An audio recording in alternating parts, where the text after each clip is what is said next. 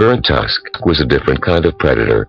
He wasn't like anyone in the clan. Although he was newly blooded, he liked being alone. He loved to hunt alone. So upon his ascent to manhood, he received the deceased elder's ship. The ship was usable, at least until he could get something better. But for now, he was on his own, with no clan, and no glory. As he looked out the window, into orbit of the bright yellow planet, known as Tirachi, he set his ship's cloaking device, and began a descent. He put on the traditional mesh armor and biomask. Burnt Tusk was determined to change the lack of decorations on his wall. The landing was turbulent, due to the planet's thick atmosphere, yet after he passed the first layer it was smooth. Burnt Tusk landed inside a decaying forest. Gathering his remaining supplies for the hunt, he then ventured outside the ship. Outside the small patch of forest, nothing but tall grassland as far as he could see. His mask detected distant life signals. He activated his cloaking device. The electronics hissed as he watched his dark green skin turn invisible, making his way through the tall grass towards the nearest signal. This planet orbited twin suns, keeping it in perpetual day. It was perfect for a Yaocha. Although it was all about the hunt, he took a moment to look at some of the planet's fauna. In the distance, he could see a herd of large four-legged pig-like reptiles the size of a small ship, bellowing and eating vegetation. He watched as some flub-over mates, using their bodies to ram each other over. With loud, obnoxious creatures, not much of a challenge, Burnt Tusk continued on. Burnt Tusk was on this planet for one thing. They were reptile-like bipedal creatures that had forearms and crocodile-like heads with huge sets of teeth and claws, some standing near 8 feet tall. These creatures lived as primitive hunter-gatherers in small nomadic style, and were known to be fierce and worthy trophies. This wasn't the case when he saw his first one. It was a young scout, red in scale, equipped with a spear.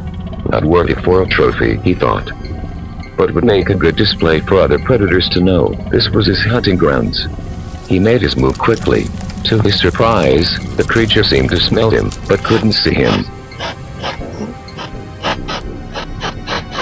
Burnt Tusk leapt from the grass, catching the beast off guard, thrusting his arm blades into its chest area. The creature screamed, gushing out a yellow liquid. It's blood. As he revealed himself, it fell upon the grass still alive, biting and trying to claw at him.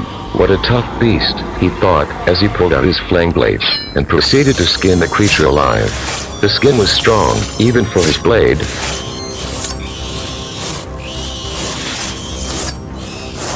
Yet after a few minutes he was done, posting its skinless body for all to see on a nearby tree. Burnt Tusk stood, admiring his own hand, continuing on his hunt, as more life signals displayed in his mask nearby. Following the signal's origins for a few miles, he found a group of warriors. It was them. He trembled with excitement. It was the Rukari, in pursuit of one of the large four-legged beasts. They used their spears, claws, and teeth to stab, swipe, and mangle the animal. Burnt Tusk gave chase, running unnoticed along the hunt.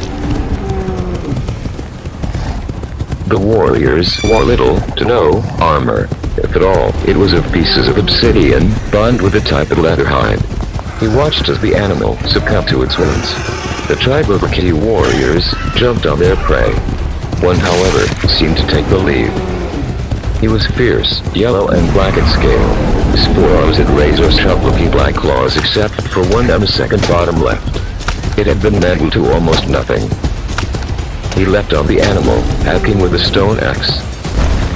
After he made the kill, he demanded to eat first. He caught Burnt Tusk's focus. Burnt Tusk called him Ragged Claw. He was a worthy trophy. After the hierarchy was established, they all began to feast.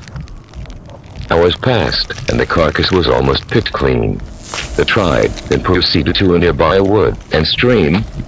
Burnt Tusk followed. The group of 5 warriors arrived at the stream. Using extended, snake-like tongues, they began to slurp up the water. Two of them spotted a kind of fish in the water and started to fight over the find. Burnt Tusk sent out his three-pointed laser from among the grass. He fired twice, killing them both. Burnt Tusk moved quickly. Ragged Claw and the other two threw everything they could at Burnt Tusk.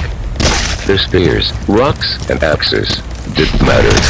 When Ragged looked over to his flank, his clanmates were dead, all with searing hot holes in their bodies. Ragged Claw stood. Burnt Tusk revealed himself just yards away across the stream. They both charged forward, Ragged Claw with a spear and his claws, Burnt Tusk with his arm blades. Meeting midstream, the fight was fierce. Burnt Tusk seemed to have underestimated the ferocity of Ragged Claw. The creature hit heavy, making his biomass flash in and out.